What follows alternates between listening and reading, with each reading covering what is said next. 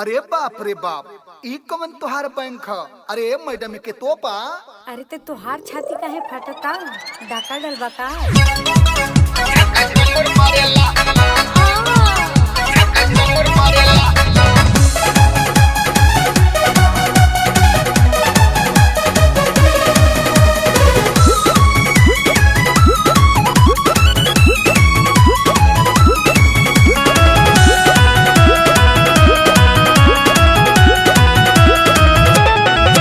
अरे पुराने विदाउट होई चोलिया से आउट।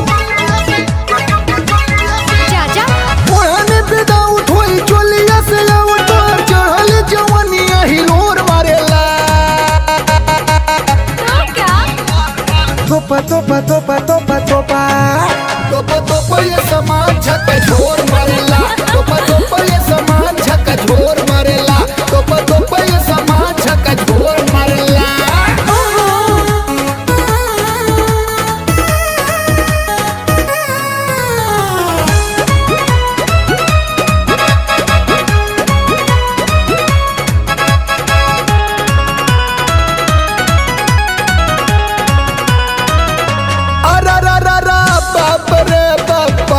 मनवले मनवा ना मानत हो कवनो राय बतावा जमने से जी चंचल मन सानत।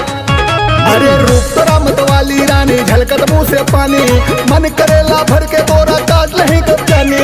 रूप तोरा मतवाली रानी झलकत मुँह से पानी। मन करेला भर के तोरा काट नहीं कब जानी। अरे काली काली के चुमही के गोरी फेर सुहारा है के दोनों हाथ जोर मारेला। तोपा तोपा तोपा तोपा तोपा तोपा तोपा ये सामान झक झोर मारेला। तोपा तोपा ये सामान झक झोर मारेला। तोपा तोपा ये सामान झक झोर मारेला।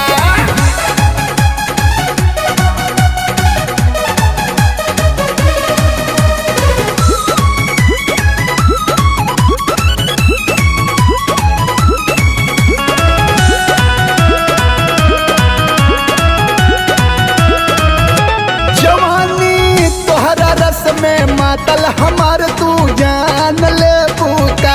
क्यों खिया जैसे बोलुआ तेरे वैसे तू परान ले पूका। अरे प्यार तू हमसे करला गोरिया कभी न मिले मौका।